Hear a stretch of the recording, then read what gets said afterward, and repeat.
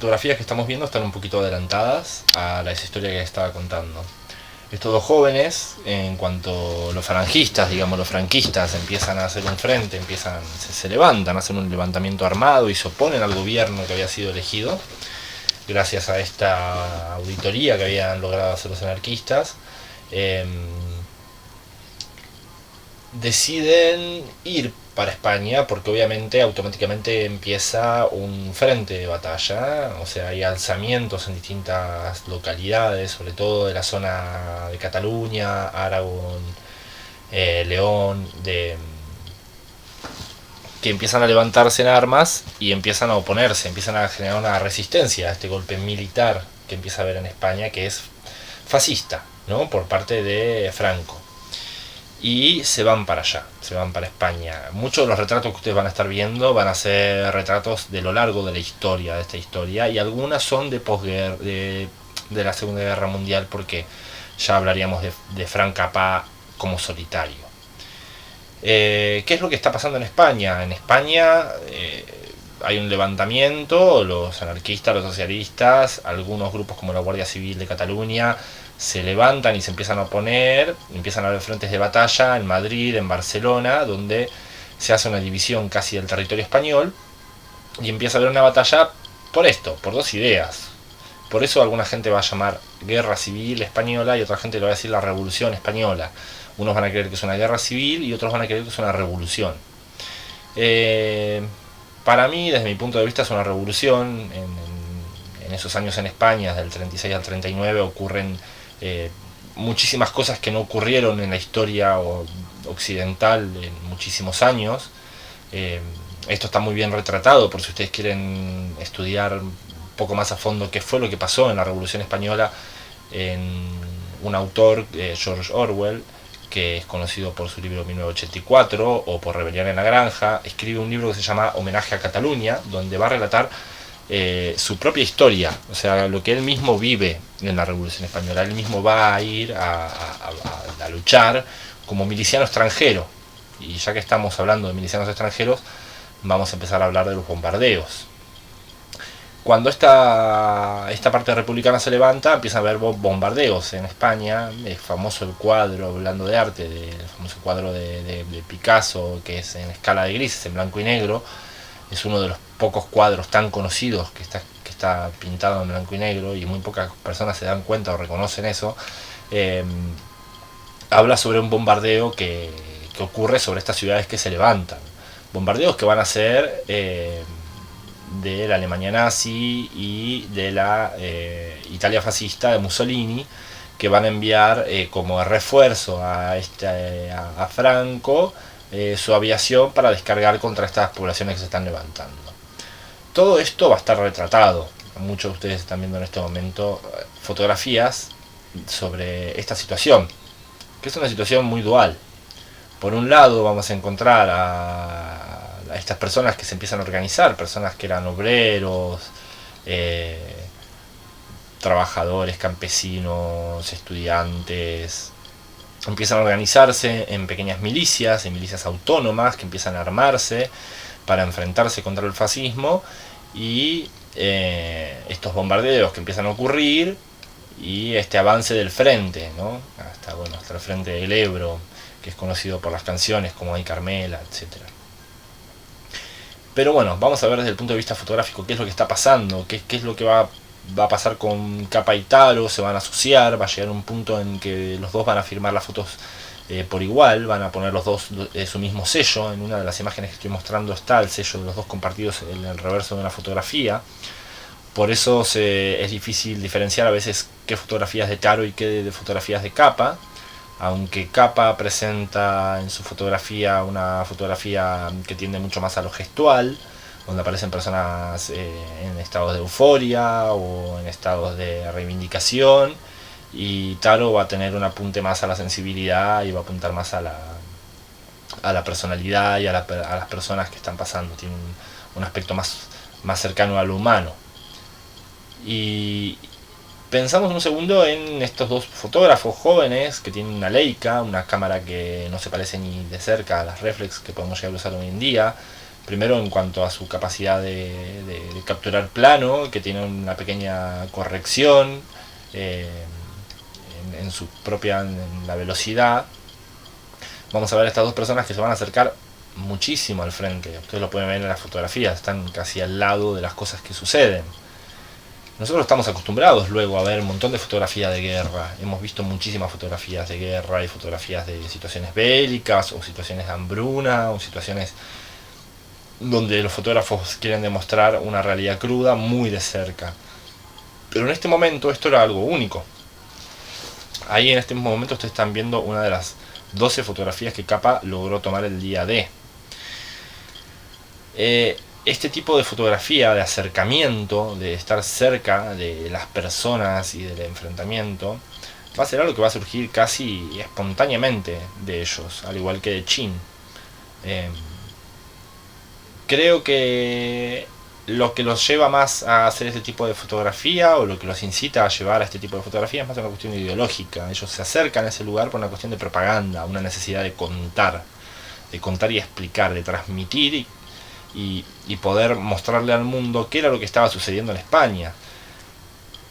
Tengamos en cuenta que en España en ese momento eran muy importantes las brigadas internacionales, eran muy importantes las personas que por voluntad propia llegaban a España a defender la República, digamos, a enfrentarse al fascismo de forma armada para que pueda ganar la República. Era muy importante estas brigadas internacionales. Entonces mostrarle al mundo, abrir esta imagen y mostrar al mundo un niño fallecido por un bombardeo alemán, o situaciones contrarias como puede ser el festejo, la comunidad de un pueblo trabajador organizado, eran imágenes que eran necesarias mostrarlas al mundo, porque entonces el mundo podía tomar una posición política y también una posición sensible ante lo que estaba ocurriendo. Esto es principal en esta clase y en este pequeño taller, el comprender esta cuestión. ¿Por qué suceden estas fotografías? ¿Por qué Capa y Taro van a ser tan importantes? ¿Y por qué la fotografía a nivel documental, o la fotografía de frente, tiene un sentido humano y un sentido memórico? Por ejemplo, hoy en día, si no tuviéramos este registro fotográfico, no sé si ustedes conocen, pero en España todos los casos de lesa humanidad y los crímenes que cometió Franco no están esclarecidos, no están enjuiciados. La dictadura de Franco, después de que se pierde la Revolución Española, va a durar casi hasta los años 70. Y este material fotográfico mucho va a ser encontrado en una maleta en México mucho tiempo después. Y esta maleta en México es importante aclarar cómo llega, porque van a verlo ustedes en las fotografías. Cuando puedan recorrer la fotografía de Gerda Taro y de Frank Capa, van a ver primero fotografías de batallas, fotografías de organizaciones sociales, de mucha gente junta, contenta, festejando, yendo al frente, luego los enfrentamientos, luego lamentablemente las derrotas, y luego los exilios, un gran exilio que va a tener todo este frente republicano, que se va a ir de España y la mayoría va a emigrar a México, bueno, a Argentina en gran parte. Otra gran parte va a quedar en París, que luego va a ser los mismos milicianos que enfrentaron a Franco, van a ser los mismos que van a entrar a París por primera vez para quitar a los alemanes nazis que estaban tomando París. A todo esto iba con que van a poder ver todo ese recorrido visual, van a ver un recorrido visual. Si ustedes estudian la fotografía de ellos, pueden, os animan o quieren inquirir un poco en los archivos, en el archivo fotográfico que tienen, van a ver una historia contada por estos dos jóvenes a lo largo de varios años, con un contenido histórico, humano, muy interesante. Gerda Taro se destacó siempre por ser una persona muy independiente, una mujer muy activa, muy de ir al frente, muy independiente. Ella va a fallecer en Brunet, una batalla que va a ocurrir en España. Era un enfrentamiento bastante arduo el que tenían en ese lugar, con artillería pesada y aviación. Aún así Gerda Taro eligió quedarse en el lugar de batalla y continuar con sus fotografías. al punto que en un ataque de aviación ella estaba sobre un carro y cae del carro al acercarse un ataque de aviación, y el carro la atropella y ella muere. Bueno, su velorio va a ser muy asistido, va a ser en París, va a ir muchísima gente del bando republicano. Bueno, Frank Zappa, por supuesto, va a estar entre esas personas. Y después Frank Zappa va a continuar su carrera como fotógrafo como solitario, que es una persona muy interesante para analizar después, porque tiene una historia fotográfica muy interesante.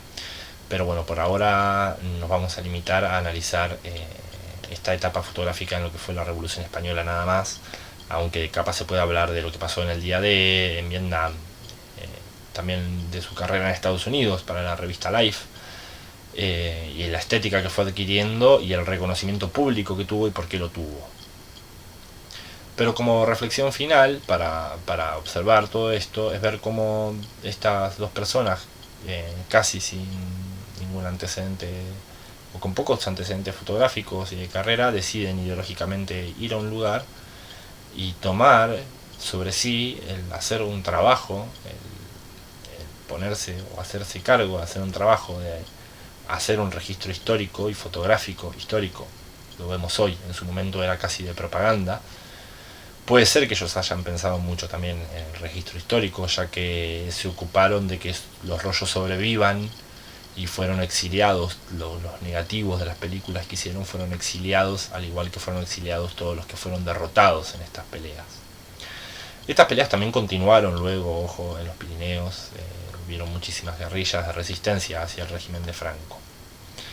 Es muy interesante que puedan leer Homenaje a Cataluña, como para que puedan entender la ideología de estas personas, cómo era que estas personas pensaban, qué pensaban del mundo, y puedan comprender y entender la fotografía, o qué era lo que se intentaba representar en las fotografías.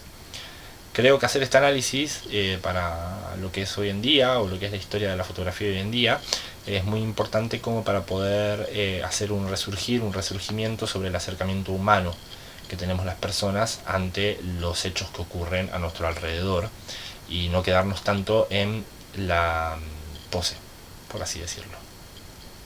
Bueno, son las últimas palabras del pequeño análisis que hicimos sobre Frank Zappa y sobre Gerda Taro. Toda la información disponible, que sea extra, se las puedo brindar. Hay una película muy buena que se llama La maleta mexicana. Hay un libro que se llama La chica de la Leica, donde pueden analizar más, y es muy recomendable el libro de George Orwell, Homenaje a Cataluña. Bueno, espero que les haya gustado y que les haya servido esta pequeña información que les he pasado, y que tengan una buena noche.